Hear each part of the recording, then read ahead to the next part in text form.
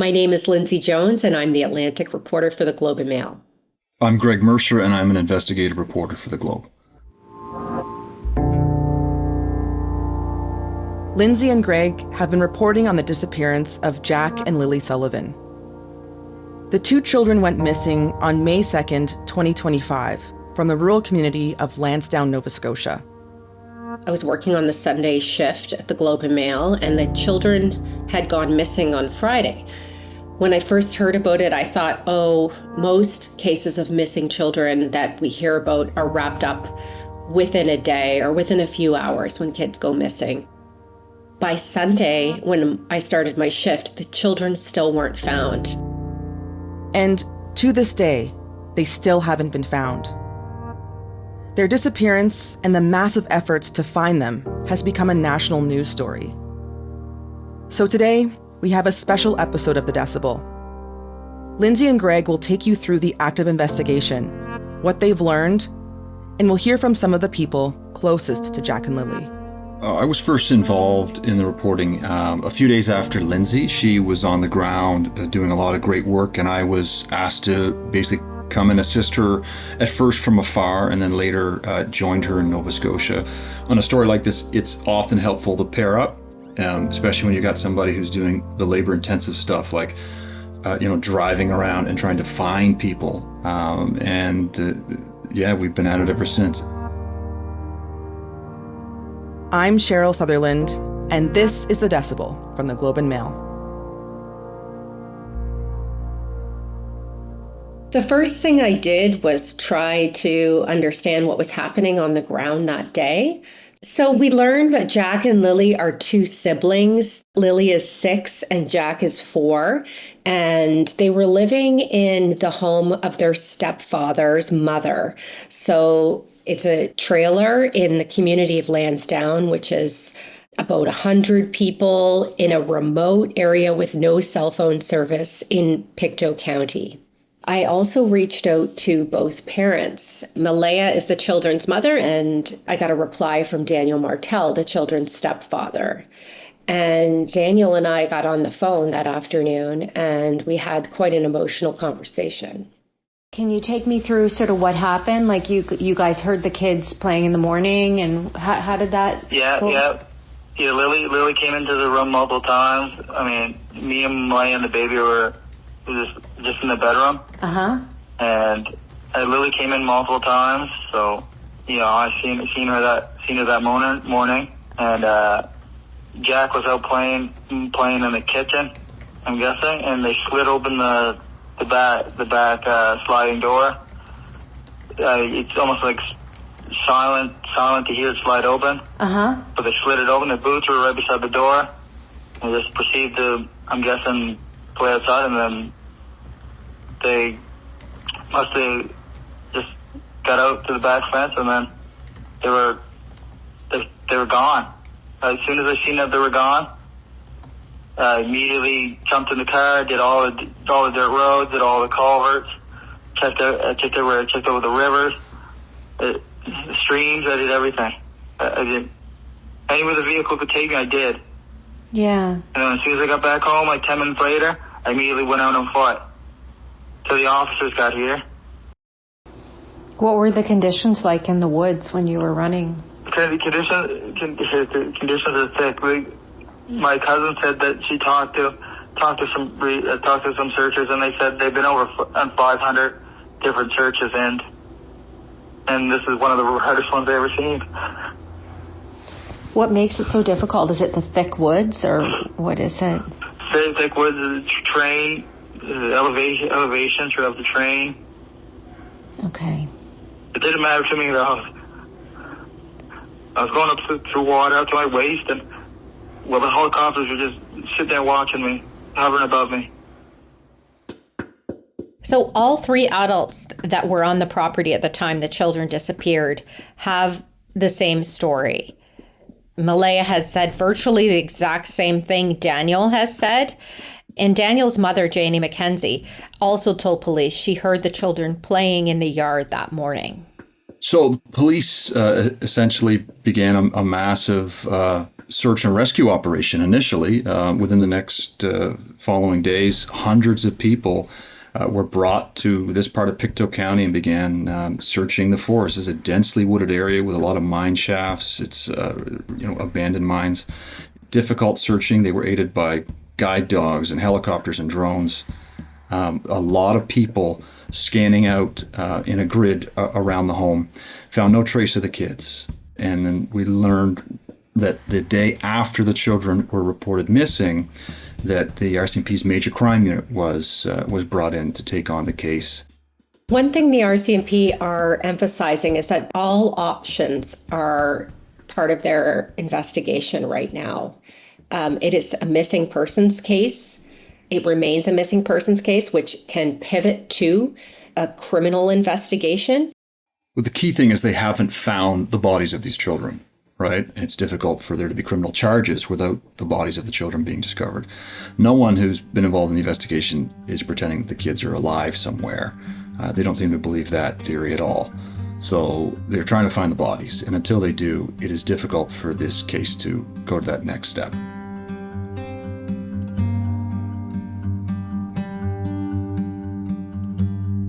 The day after the children went missing, that Saturday of May 3rd, there was an argument at the home between Malaya's family members and some of Daniel's family members. One of Malaya's family members hurled an accusation that Daniel had something to do with the children's disappearance. And this stemmed from discussion about meth use in the home. Daniel told me about the fight on the first day I met him. And I also learned that his mother, Janie McKenzie, kicked Malaya's family members off the property.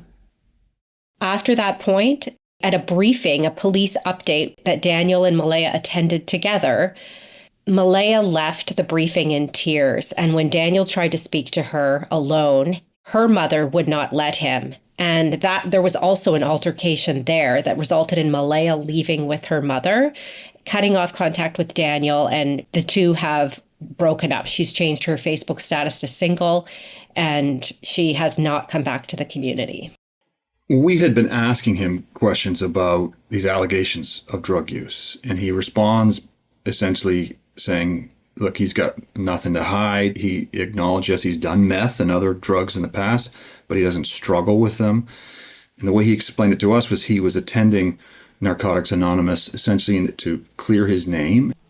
What do you make of all of the speculation that's going on? So many people are waiting. Well, I can already tell you the drug party is absolute bullshit. Yep. And I even asked the RCMP, give me drug tests. I asked CPS, give me drug tests. Yep. They said, no, it's not a concern. We're not going to do that. I even go to Narcotics Anonymous. Okay. I do everything. Like, I go to 3 times a week just to clear the air for all that bullshit. I mean, even when it comes down to Jack and Lilly, I'm the only one from both sides of the family that is actually doing anything. I'm doing media all the time. They probably refuse to do media with you guys, I'm guessing. Yeah, they're not talking. Yeah, they won't do anybody. We learned through our reporting that Nova Scotia's Child Protection Office had been contacted by the kids' school out of concern about the way they were showing up at school. We don't know the specific details of what the concern was that prompted that call, but we do know that that caused a child protection worker to go to the children's house and interview their parents, and this was in the months before their disappearance. I was looking through the Facebook page of the children's school to understand what their school life was like. I was really just curious about the types of things they did at school and, what their lives were like there. And I came across a photo of Jack with a black eye. And so that photo was dated December 13th, 2024. It was 5 months before he and Lilly disappeared. I asked Daniel how Jack received the black eye in December, and he didn't respond. But in private Facebook messages that were shared with me, he acknowledged that Jack had many black eyes. He said Lilly even had a black eye when Jack and Lilly disappeared from an incident that happened on May 1st, the day before the children went missing. He said a Tonka truck that she pushed down on swung up and hit her in the face.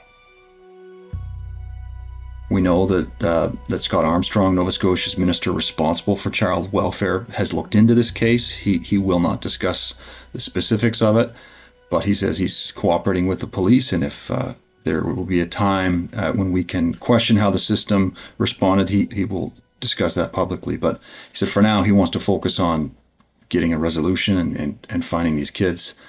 But there's a lot of questions about how the system may or may not have missed warning signs around the home life of these children.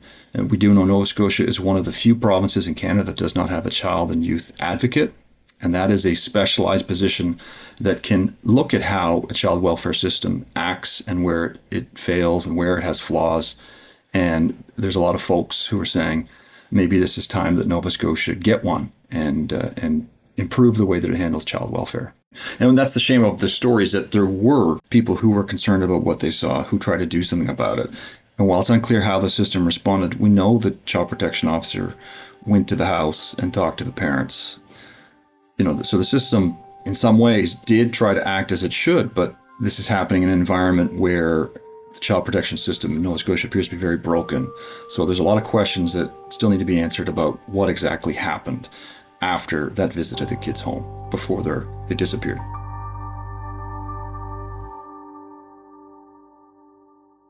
Well, 4.5 months later, after Jack and Lilly disappeared, the country is baffled, and frankly, the online community is obsessed with what happened to Jack and Lilly. There are so many conspiracy theories. There are a lot of theories as well, based on some of the facts, some of the interviews that have been out there.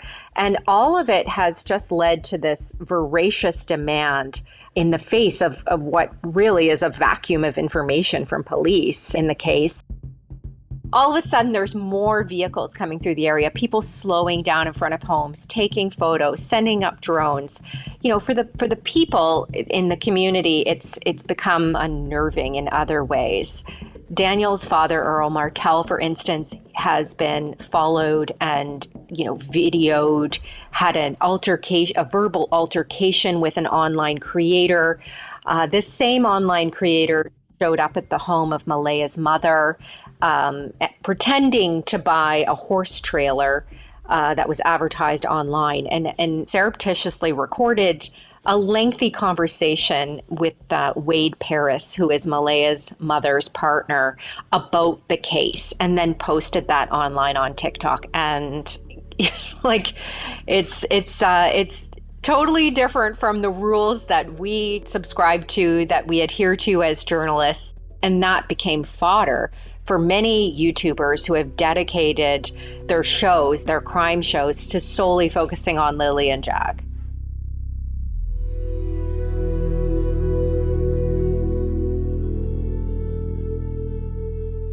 So people are very cagey of the media and outsiders driving around, looking at, the so-called crime scene, or, the scene of where these children went missing, and it's created a lot of suspicion in the area. It jeopardizes the investigation, right? People have already made up their minds. Yeah, I know. What is that like? Well, I get messages every day. People still call me child killer. You killed the children, where are the bodies? I get that every day. I can show you guys, and it's absolutely disturbing what people say. People are sending you Facebook messages? Yeah, constantly. I'm sorry, Dan. Constantly. I just ignore them. What do you want those people to know? Those folks who are reaching out to you? Are these strangers? Are these people that know you? No, they're all strangers from all over the world. It's really? Worldwide, yeah. And just sending you a message on Facebook saying? Yeah, because I always keep my messages open so anyone can message me. That's why it takes me so long to get back to everybody, because I have hundreds and hundreds of messages. And it's complicated for things for us, right? Trying to do actual reporting on the ground. Some of the folks in this community, they don't see a big difference between a YouTuber in the UK or the US and someone reporting for a Canadian newspaper. And so there is a trust that we have to build up with some of these folks, because, in their view, YouTubers and people who are, trying to get clicks for their true crime podcast, who are less concerned about getting it right and are more concerned about just drawing traffic, we have to convince the folks who are talking to us that we're doing things differently, that this is actual journalism, and getting it right is important to us.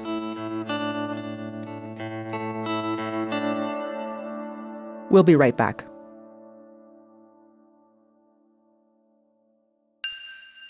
One of the questions that kept coming up was, where is the children's biological father? And so in searching for him and his role in their lives, we found his mother, Belinda Gray. When we arrived, she was out with her sun hat on and her gardening clothes. And that's what she does all day to help take her mind off her missing grandchildren. And as soon as she saw us and I introduced myself, just tears came to her eyes. Like, she knew what we were there for. And you could tell she's just carrying the sadness of this mystery with her every moment of the day.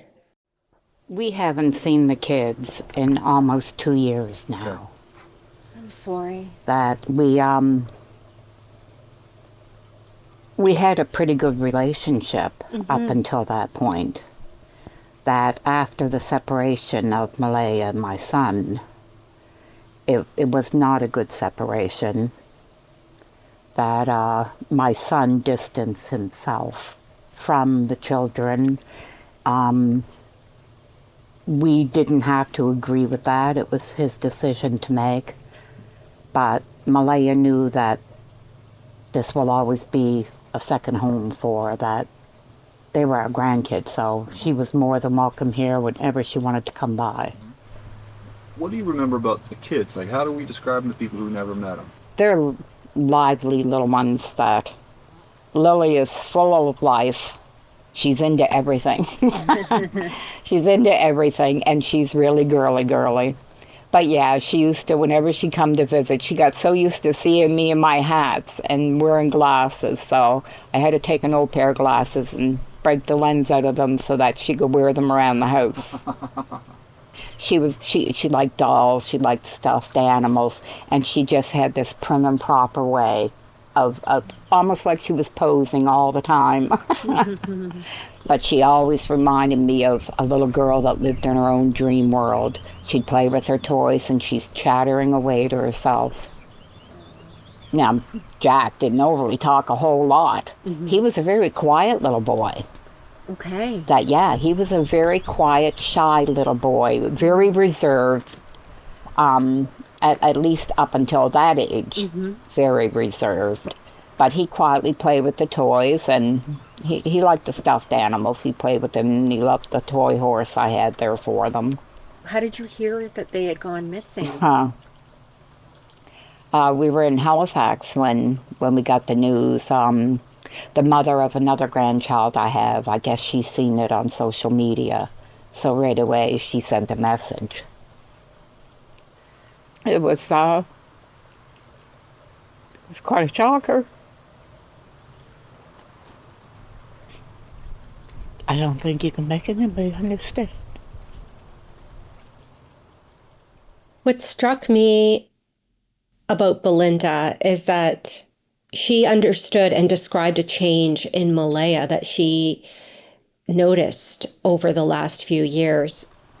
I thought her gift was being a mom. That I really thought that was her God-given gift, that she seemed to just breeze through it. She was actually everything a grandmother could want for a mom. Really? Okay. She was an excellent mom. An excellent mom. She didn't raise her voice. She had more patience than I had as a mom. Wow. And so, what do you think happened? Things started to change when she met Daniel. Okay. That she had told us about meeting him, and that she did believe it was going somewhere, so I was happy for her. And I told her, well, as long as he makes her happy, because kids are happy if mom's happy. Yeah. And we kept in communication that the kids' birthdays and Christmas, that she was staying with her grandmother at that time in Truro. Yeah. So we would go there to drop off the kids' birthday gifts or Christmas gifts and visit with them. Then we noticed that it started to change a bit. And what kind of change did you notice in her? She started to get distance. that the last visit she had them here, that was in the summer before Jack's birthday, so that probably would have been around July or August. Mm-hmm. She did make the comment that it bothered Daniel coming to visit us. That he assumed that she was coming so she could run into Cody. And I thought, well, I mean, they're only young, so we made it clear that, look, if he's got a problem, bring him too. Do you think that the reason why you haven't seen them in the last 2 years is because of that? I do feel it's because of him. I do. I mean, she was coming all the time up until she got with him. And then when she drove to the home the day after the children went missing to help look for them, she was flabbergasted at the state of the home. Malaya appeared totally different to her than she had previously. She wondered what happened in those 2 years. I was blown away when I found out where they lived. Why? What is it about that area? Well, we passed a few times in the last couple of years. And I actually remember seeing the mobile home. And I remember thinking that, my God, they should at least clean the yard up a bit. I'm awful critical of things. It's a shame, but I am. Well, it's okay. My philosophy has always been a person can be poor because I don't have money, that I am on the poor side of life. But you fix up what you got. You keep clean what you got. That's just been, so I had no idea. And I made a comment about the trailer twice when we had passed. So Saturday, me and some of my family members took a trip out Saturday to do some searching. And then Monday we had the four-wheeler and we started doing the trails. And we took the trails all up through the pipelines. Mm-hmm. And the power lines, that we checked all the trails. And the ribbons were everywhere, that the searchers were all up through the area. The ribbons that you couldn't go within 4 feet without seeing ribbons throughout the woods everywhere. That I did know they were well searched. I still had hope that maybe they were lost in the woods. Then when we come back to the trailer, and the cousin met me out in the yard, Daniel's cousin. Okay. She met me in the driveway, and I asked where Malaya was. Mm-hmm. And she told me Malaya wasn't there. And that hit me like a ton of bricks. What was it about that? If she could leave, then to me she knew her kids weren't coming back. Because I know I couldn't leave. I wanted to sleep in my car there.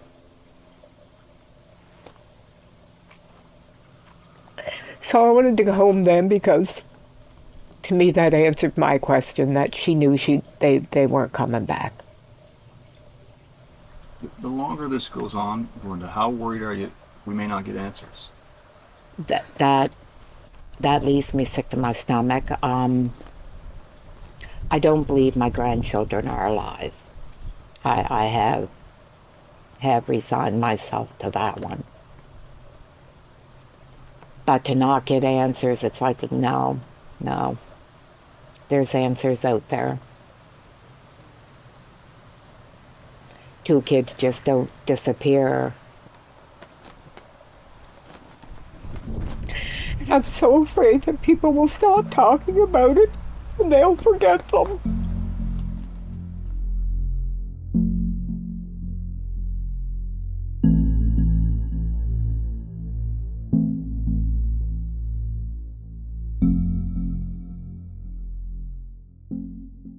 So in August, the Globe and Mail and other media outlets received 13 documents.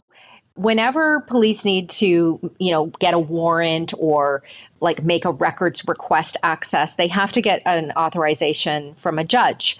And in this case, police had all of those authorizations sealed. because of the open court principle and anything filed in the courts is supposed to be accessible to the public, the Globe and Mail, along with 2 other media outlets, made an application to unseal those documents. And so we successfully did. Some of the information is redacted, but there is quite a bit there. And the records requests were to request parents' bank records, cell phone information, video surveillance from companies to corroborate information that they had already given police. And so some of the information that we found that stood out for us in these documents was that police collected the toothbrushes from the home, that they found a sock and children's boot prints in the woods, that they went to lengthy avenues to identify as being the same type of boot Lilly was wearing at the time she went missing. The documents also showed that Malaya and Daniel's polygraph tests were found to have been truthful, and that at that time, police did not believe Lilly and Jack's disappearance was a criminal act. Another key thing that came out in the documents is this pink blanket that, has come up in other stories we've reported on. And the key thing about this pink blanket is that it was found a kilometer from the trailer where Jack and Lilly disappeared from, and it's perhaps the only physical clue in the case. So what's interesting is that Malaya's sister found this blanket along with 2 other family members the day the children were reported missing in the afternoon. And Daniel originally said that blanket was not Lily's. Malaya said the blanket was Lily's. Then Daniel suggested that the people who found the blanket planted it. So I spoke with Malaya's sister, Haley Ferdinand, who found the blanket, and she denies having planted anything. We most certainly did not. And that's on everything I have, the person I am. I would not do that in the midst of to obstruct a case for missing children, regardless if they're related to me or not. I would never. So why do you think Daniel is suggesting that you planted it? He told that to me as well. Probably because I was the one that was hot on his ass the whole time we were there. Okay. And he didn't like me from the get-go when I got there because he would not speak to any of Malaya's family when we showed up to help the search for Lilly and Jack. He'd put his head down. He would ignore us. He would walk away from us. He wouldn't engage in conversation. And I kept at him. I was there for Jack and Lilly, and I'm still here for Jack and Lilly. We're not sure what all of this means, but it's very interesting information and perhaps the only physical clue that the public knows about at this point. And that blanket, police have told us, has been sent for forensic testing.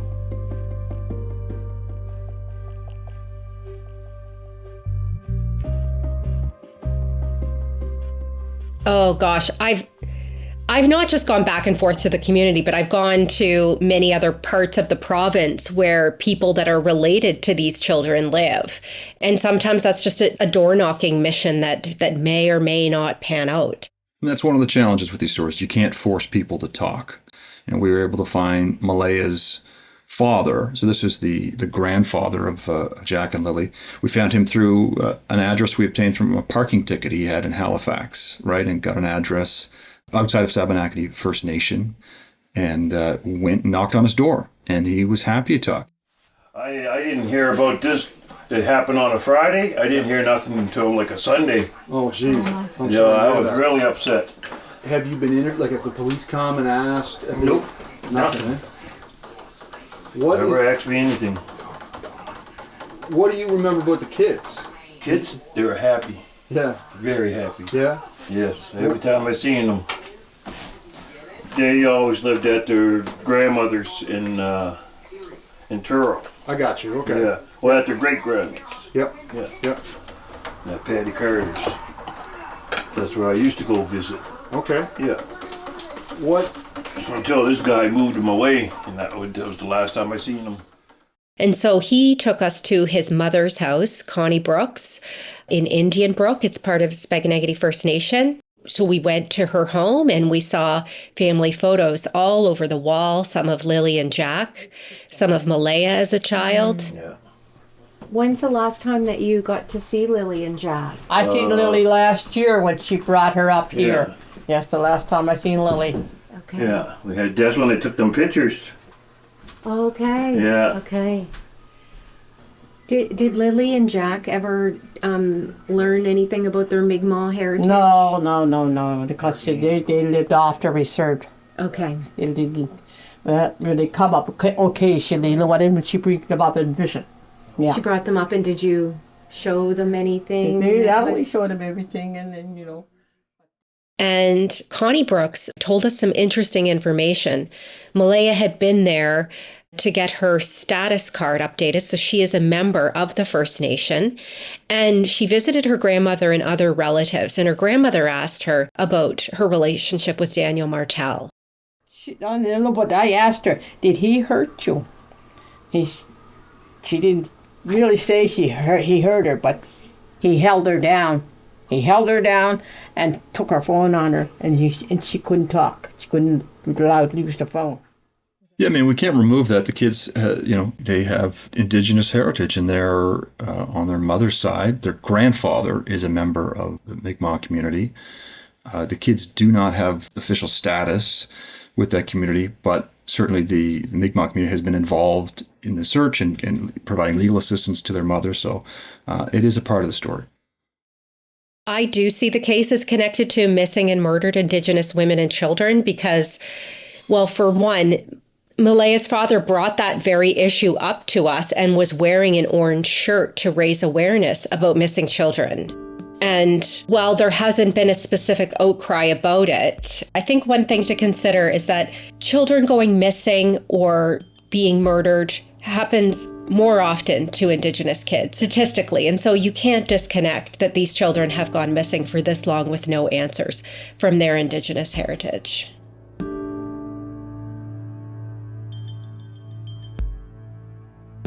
We know there's still an effort to get more tips from the public. The province offered up to $150,000 as a reward for information that could help police in this case.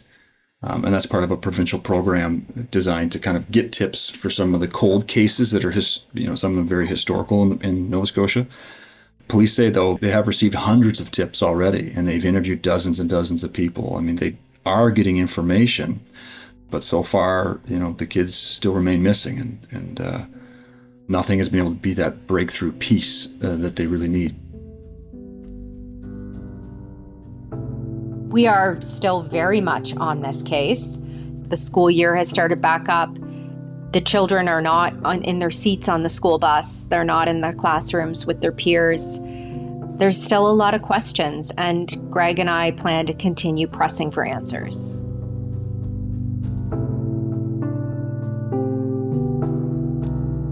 That's it for today. I'm Cheryl Sutherland. Kasia Mihailovich produced this episode. Our producers are Madeline White, Michal Stein, and Ali Graham. David Crosby edits the show. Adrian Chung is our senior producer, and Angela Pacenza is our managing editor. Thanks so much for listening.